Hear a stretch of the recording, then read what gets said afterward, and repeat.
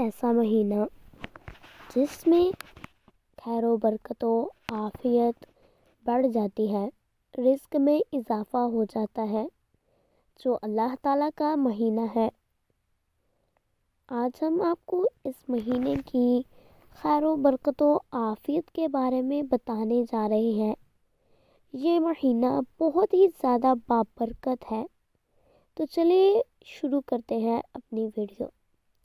حضرت ابو سعید خدری رضی اللہ تعالیٰ عنہ نبی کریم صلی اللہ علیہ وآلہ وسلم کا یہ ارشاد نقل فرماتے ہیں، رمضان المبارک کی ہر شب و روز میں اللہ تعالیٰ کے یہاں سے جہنم کے قیدی چھوڑے جاتے ہیں، اور ہر مسلمان کے لیے ہر شب و روز میں ایک دعا ضرور قبول ہوتی ہے۔ ایک روایت میں ہے، رمضان المبارک میں اللہ تعالیٰ کی جانب سے ہر شب کو جہنم سے لوگوں کو آزاد کیا جاتا ہے۔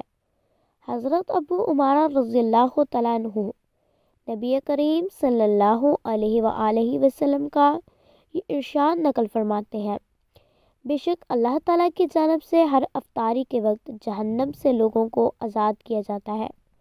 حضرت ابو سعید خدری رضی اللہ تعالیٰ عنہ نبی کریم صلی اللہ علیہ وسلم کا یہ ارشاد نقل کرتے ہیں، رمضان المبارک کی ہر شب و روز میں اللہ تعالیٰ کے یہاں سے جہنم کے قیدی چھوڑے جاتے ہیں، اور ہر مسلمان کے لیے ہر شب بروز میں ایک دعا ضرور قبول ہوتی ہے۔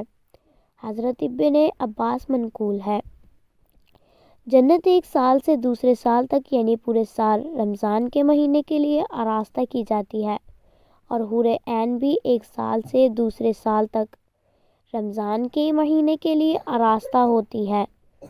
پھر جب رمضان کا مہینہ داخل ہوتا ہے تو جنت کہتی ہے، اے اللہ، اس مہینے میں اپنے بندوں میں سے ہمارے ساتھ رہنے والے مقرر کر دیجئے، اور حور عین بھی کہتی ہیں، اے اللہ، ہمارے لیے اس مہینے میں اپنے بندوں میں سے جوڑے بنا دیجئے۔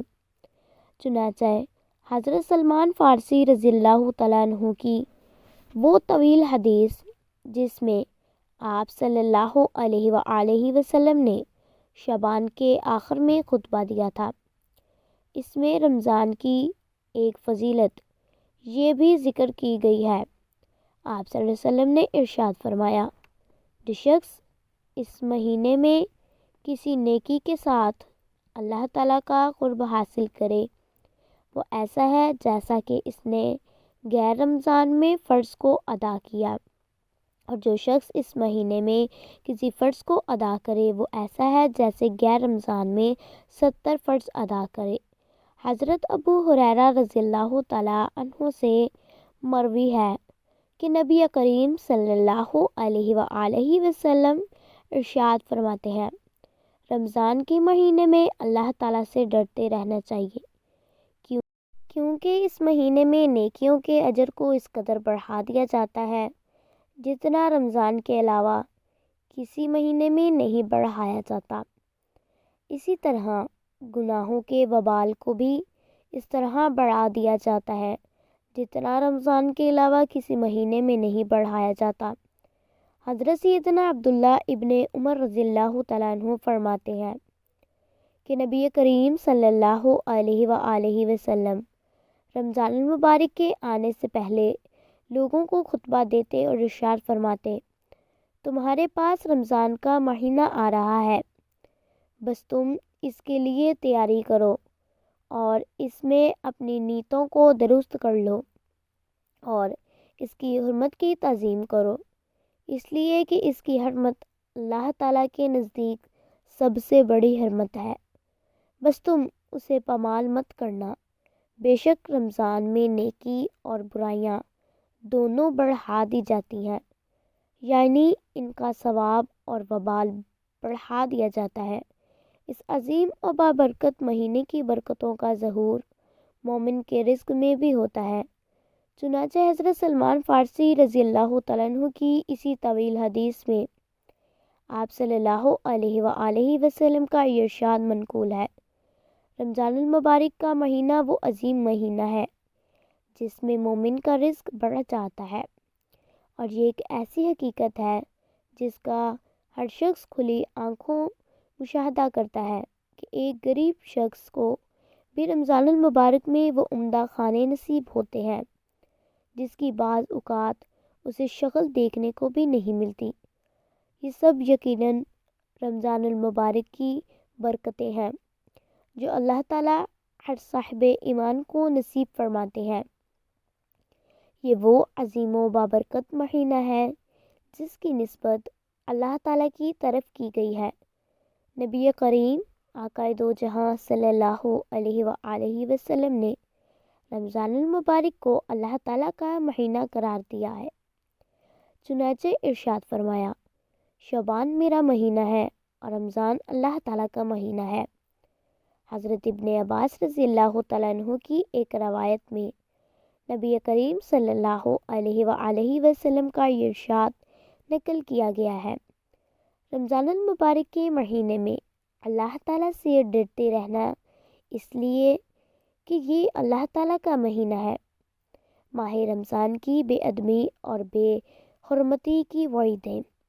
جب کسی چیز کی فضیلت زیادہ ہوتی ہے تو یقیناً اس کی بے ادبی و بے احترامی اور ناقدری کرنے کی وجہ سے عذاب اور پکڑ بھی زیادہ ہوتی ہے۔ یہی وجہ ہے کہ رمضان المبارک کی ناقدری کرنے والے کے لیے احادیث طیبہ میں بڑی سخت اور شدید وعیدیں ذکر کی گئی ہیں، جن سے معلوم ہوتا ہے کہ رمضان المبارک کی گناہ کبیرہ اور دنیا آخرت کی ہلاکت کا باعث ہے۔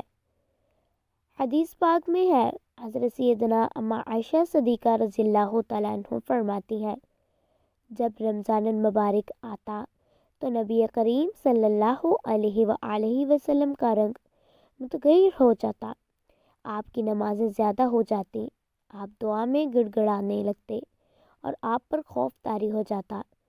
رمضان کی بے ادبی، بے احترامی اور ناقدری کی چند وعیدیں ذکر کی جا رہی ہیں جن سے کسی قدر اس ماہ مبارک کی ناقدری کی قباحت کا اندازہ لگایا جا سکتا ہے۔ پہلی وعید حضرت کعب بن عجرہ رضی اللہ تعالیٰ عنہ سے مروی ہے کہ ایک مرتبہ نبی کریم آقا دو جہاں صلی اللہ علیہ وآلہ وسلم نے ارشاد فرمایا کہ منبر کے قریب ہو جاؤ۔ ہم لوگ حاضر ہو گئے۔ جب حضور صلی اللہ علیہ وآلہ وسلم نے منبر کی پہلی سیڑھی پر قدم رکھا تو فرمایا آمین۔ جب دوسری سیڑھی پر قدم رکھا تو فرمایا آمین۔ جب تیسری سیڑھی پر قدم رکھا تو فرمایا آمین۔ جب آپ صلی اللہ علیہ وآلہ وسلم خطبے سے فارغ ہو کر نیچے اترے تو ہم نے عرض کیا، ہم نے آج آپ سے منبر پر چڑھتے ہوئے ایسی بات سنی جو پہلے کبھی نہیں سنی۔ آپ صلی اللہ علیہ وآلہ وسلم نے ارشاد فرمایا، اس وقت جبرائیل میرے پاس آئے تھے۔ جب پہلی سیڑھی پر میں نے پاؤں رکھا تو انہوں نے کہا، ہلاک ہو جائے وہ شخص جس نے رمضان کا مہینہ پایا پھر بھی اس کی مغفرت نہیں ہوئی۔ میں نے کہا آمین۔ پھر جب میں نے دوسری سیڑھی پر پاؤں رکھا تو انہوں نے کہا، ہلاک ہو جائے وہ شخص جس کے سامنے آپ کا ذکر ہو اور آپ صلی اللہ علیہ وآلہ وسلم پر درود نہ بھیجے۔ میں نے کہا آمین۔ پھر میں جب تیسری سیڑھی پر پاؤں رکھا تو انہوں نے کہا، ہلاک و برباد ہو جائے وہ شخص جس کے سامنے اس کے والدین یا ان میں سے کوئی ایک بڑھاپے کی حالت میں پہنچے اور وہ ان کی خدمت کر کے جنت میں داخل نہ ہو۔ میں نے کہا آمین۔ سارے فرشتوں کے سردار حضرت جبرائیل علیہ السلام کی بددعا اور سید الانبیاء حضرت محمد صلی اللہ علیہ وآلہ وسلم کا اس پر آمین کہنا، اس کے بعد اس کی قبولیت میں کیا شک رہ جاتا ہے۔ اللہ تعالیٰ تمام مسلمانوں کو اس بددعا کا مصداق بننے سے محفوظ فرمائے۔ آمین ثم آمین یا رب العالمین۔ اگر میری ویڈیو پسند آئی ہو تو لائک اور شیئر ضرور کر دیں۔ کمنٹ باکس میں اپنی رائے کا اظہار کیجیے گا۔ جزاک اللہ۔ اللہ حافظ۔